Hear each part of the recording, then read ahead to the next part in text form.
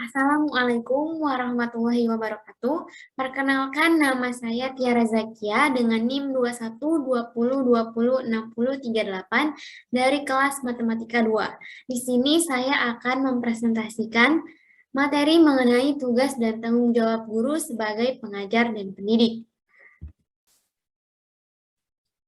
Topik yang akan dibahas yaitu mengenai 1. Pengertian guru, 2. Tugas guru, 3. Tanggung jawab guru, 4. Persyaratan guru, dan 5. Kompetensi guru.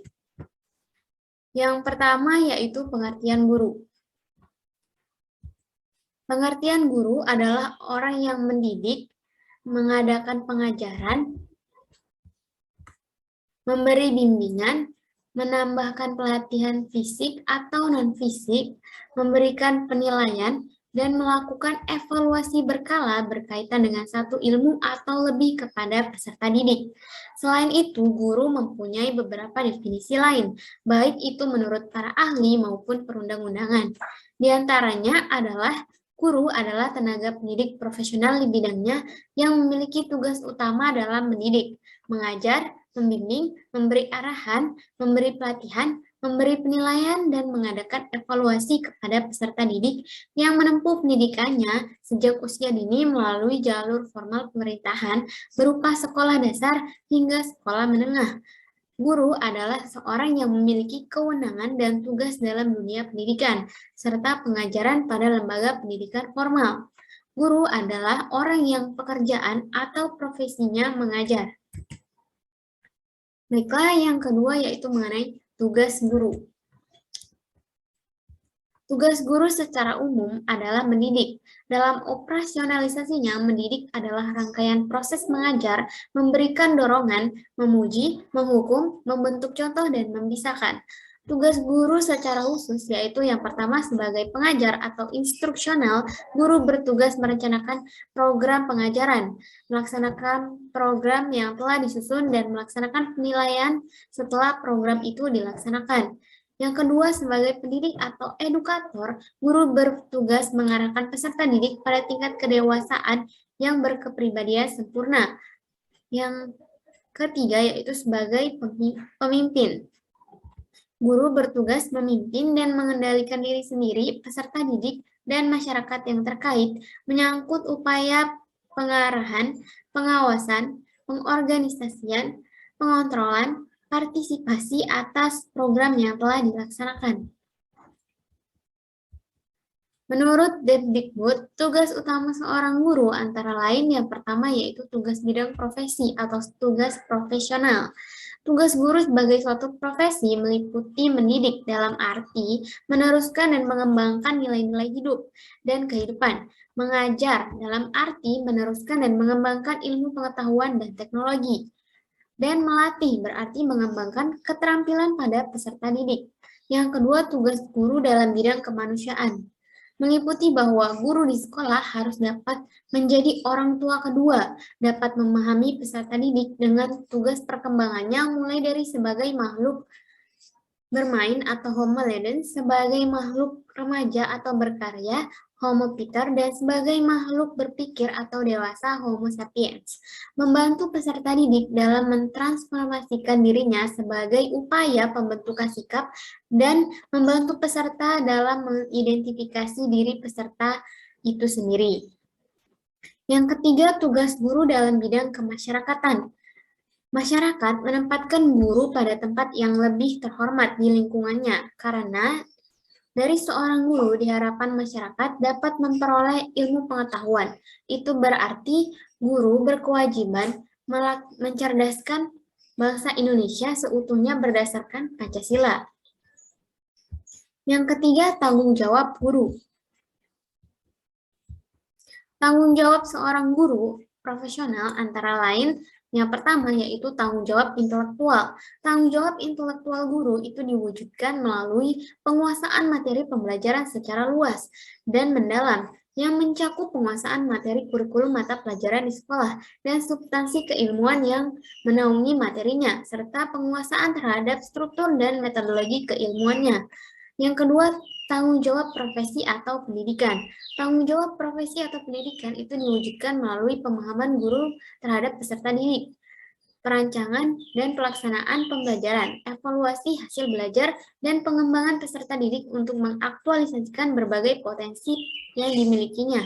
Tanggung jawab sosial. Guru diwujudkan melalui kemampuan guru untuk berkomunikasi dan bergaul secara efektif dengan peserta didik, sesama pendidik, tenaga kependidikan, orang tua atau wali peserta didik, dan masyarakat sekitar. Tanggung jawab spiritual. Tanggung jawab spiritual dan moral diwujudkan melalui penampilan guru sebagai makhluk beragama yang perilakunya senantiasa tidak menyimpang dari norma agama dan moral. Yang terakhir ada tanggung jawab pribadi. Tanggung jawab pribadi ini diwujudkan melalui kemampuan untuk memahami dirinya, mengelola dirinya, mengendalikan dirinya, dan menghargai serta mengembangkan dirinya. Kemudian, guru juga memiliki tanggung jawab yang harus dilaksanakan, yaitu sebagai berikut.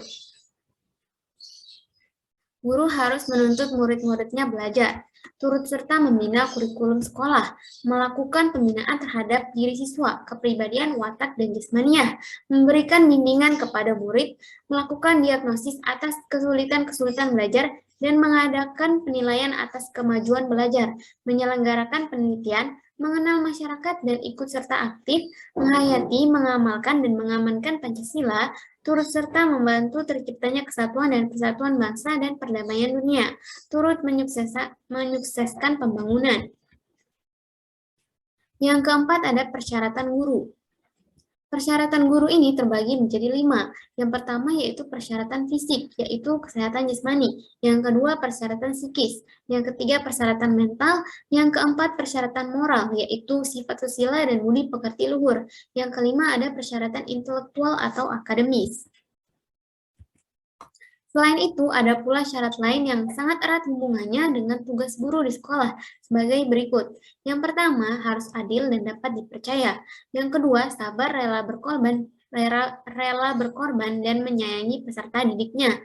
Yang ketiga, memiliki kewibawaan dan tanggung jawab akademis. Yang keempat, bersikap baik pada rekan guru, staf di sekolah, dan masyarakat. 5. Harus memiliki wawasan pengetahuan yang luas dan menguasai benar mata pelajaran yang dibinanya. 6. Harus selalu introspeksi diri dan siap menerima kritik dari siapapun. Yang 7. Harus berupaya meningkatkan pendidikan ke jenjang yang lebih tinggi. Yang kelima ada kompetensi guru.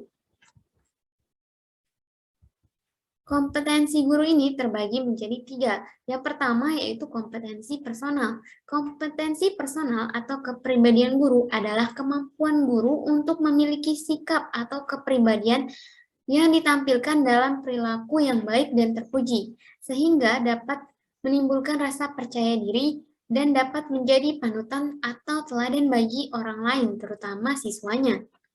Yang kedua, kompetensi sosial. Kompetensi sosial adalah kemampuan guru yang berhubungan dengan partisipasi sosialnya dalam kehidupan sehari-hari di masyarakat, baik di tempat kerja maupun di tempat tinggalnya. Yang ketiga, ada kompetensi profesional. Kompetensi profesional adalah kemampuan yang terfokus pada pelaksanaan proses belajar mengajar dan yang terkait dengan hasil belajar siswa. Sedangkan kompetensi guru yang dibakukan oleh Dirjen Diknas tahun 1999 sebagai berikut. Yang pertama, mengembangkan kepribadian. Yang kedua, menguasai landasan kependidikan. Yang ketiga, menguasai bahan pelajaran. Yang keempat, menyusun program pengajaran. Yang kelima, melaksanakan program pengajaran. Yang keenam, menilai hasil dalam proses belajar mengajar yang telah dilaksanakan. Yang ketujuh, menyelenggarakan penelitian sederhana untuk keperluan pengajaran. Yang kedelapan, menyelenggarakan program bimbingan. Yang kesembilan, berinteraksi dengan sejawat dan masyarakat. Yang kesepuluh, menyelenggarakan administrasi sekolah. Baiklah, itu saja materi yang dapat saya presentasikan. Saya kira cukup. Saya ucapkan terima kasih. Dan wassalamualaikum warahmatullahi wabarakatuh.